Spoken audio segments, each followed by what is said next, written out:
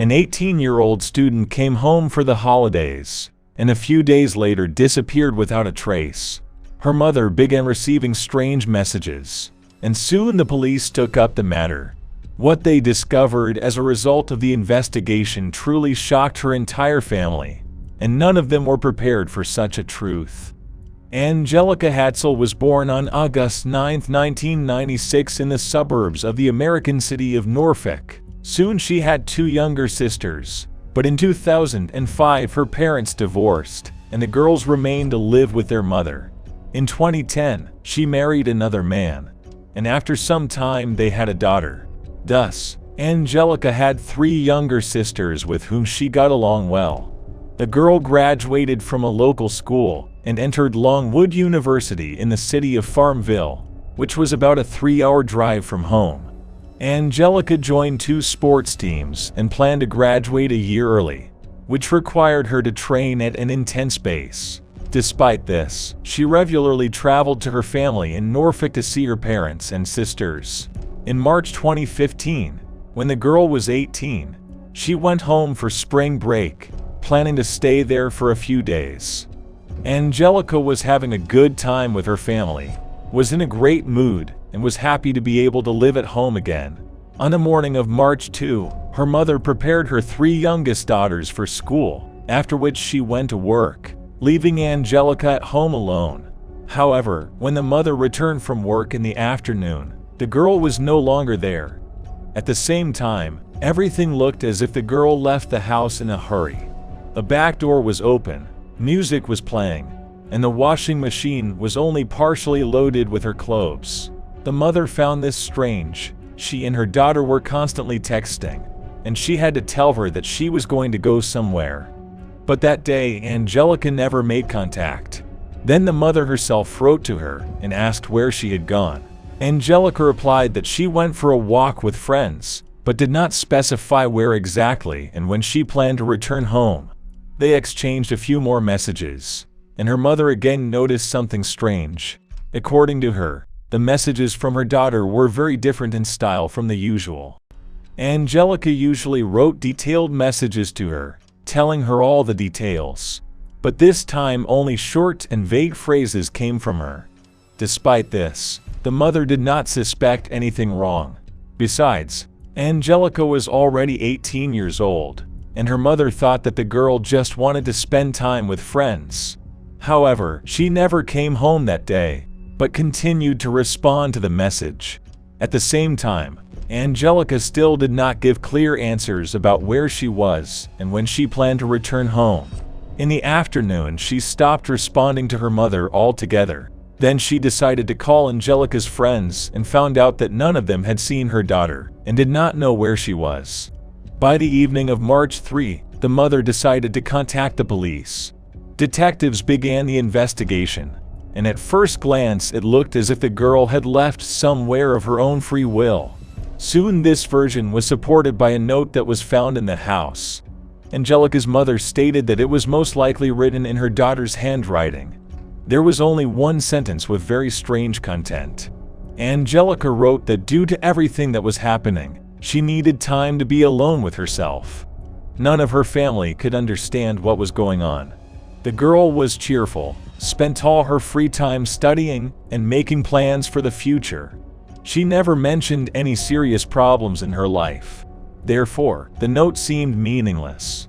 Police also discovered that Angelica had left her clothes, wallet, and car at home. This already contradicted the version that she went somewhere of her own free will. However, at that time there was no evidence to the contrary. The first clue appeared after several days of investigation. A neighbor named Cody, who lived near Angelica's family, found a piece of a credit card that belonged to the girl near his house.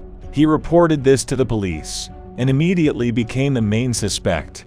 Detectives believed he might have had something to do with her disappearance. Therefore, the guy was interrogated for 12 hours. However, he denied his guilt. However, the police were in no hurry to remove suspicion from him, and Angelica's relatives also believed that he was hiding something. At that time, all residents of the area already knew about this case, and many tried to help the investigation.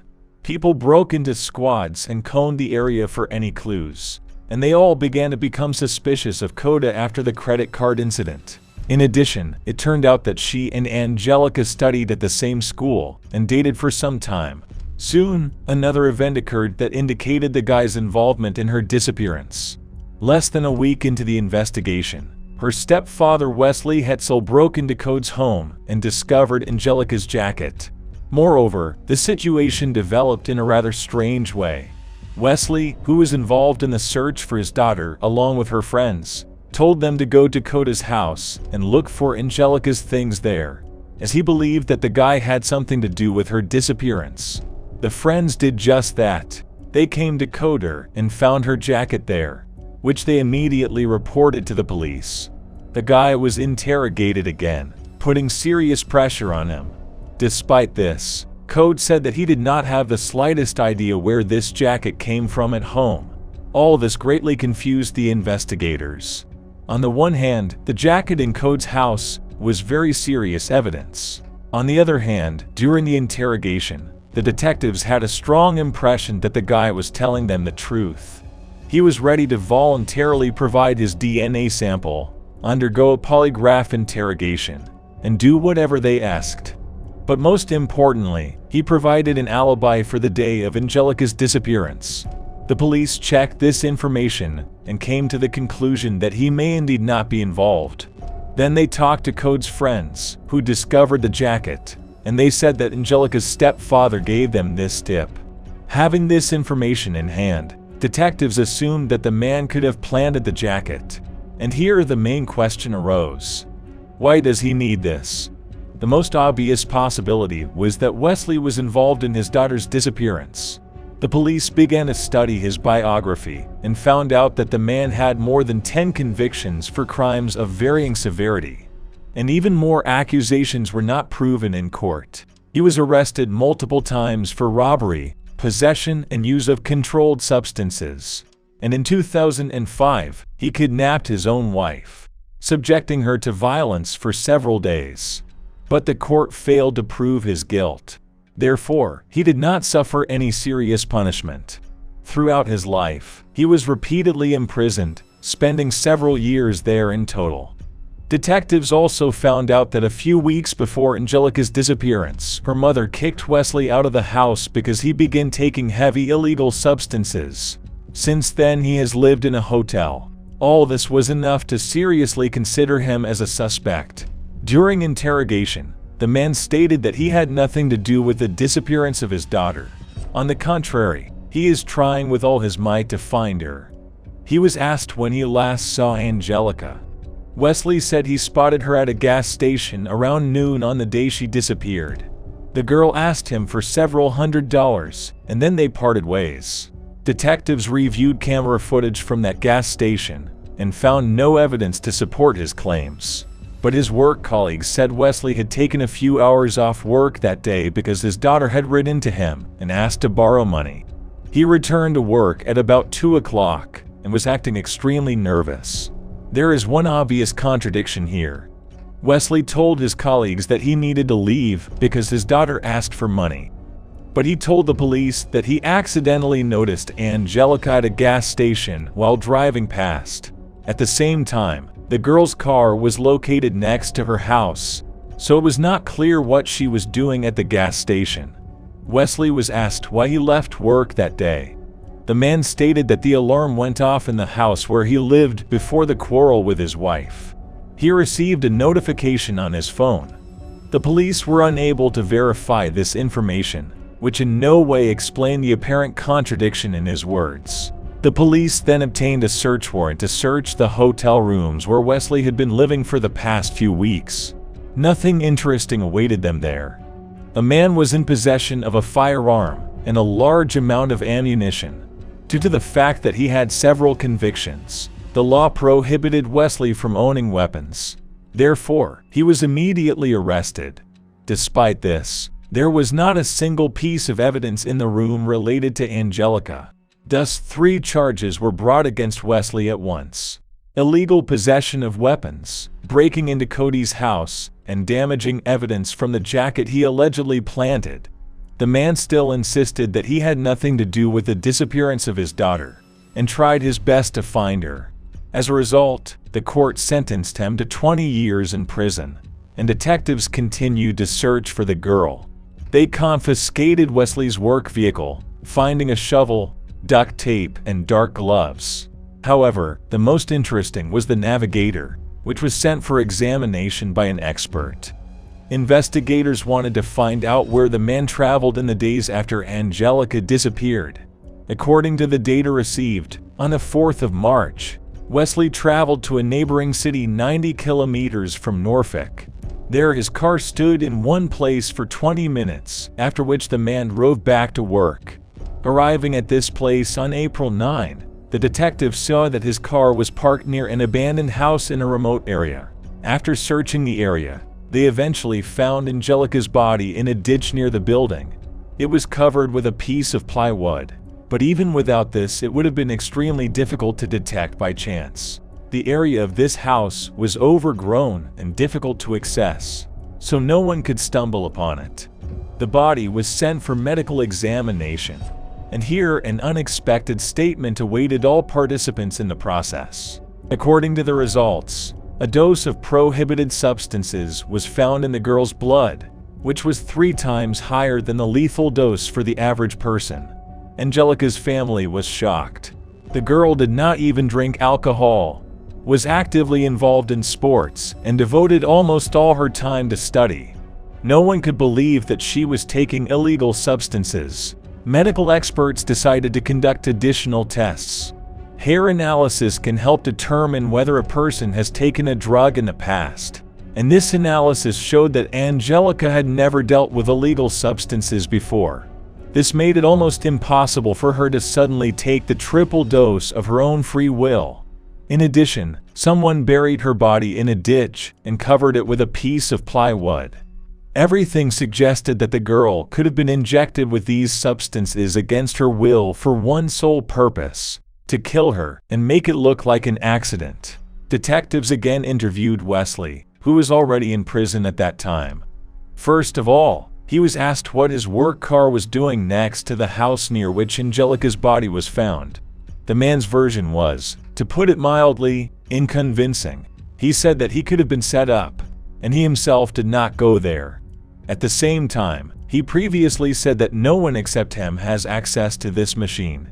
Wesley even put forward the theory that someone could remove the navigator from his car, drive with him to that house, and return the gadget back. Meanwhile, the police were collecting footage from various street cameras located along the way to this house, and they actually managed to find several records that showed that on that very day it was Wesley who was in his work car in the city where his daughter's body was found.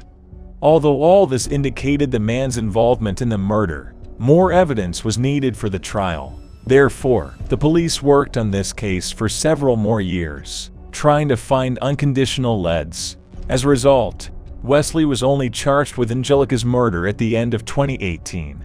The main court hearings began in January 2022.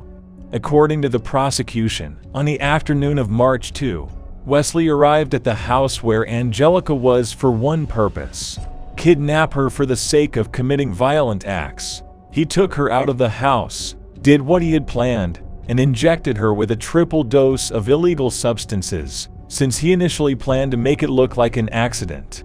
During countless interrogations, the police were repeatedly convinced that the man carefully thought through his versions and tried by any means to avert suspicion from himself. The prosecution managed to find a witness who supported their version, a man who sold Wesley the same illegal drugs from which Angelica died. The court was also told that the police found Angelica's phone on the street, and its geolocation data was compared with data from Wesley's phones. Since the girl's disappearance, her smartphone has been next to Wesley's, even when her mother received messages on her behalf.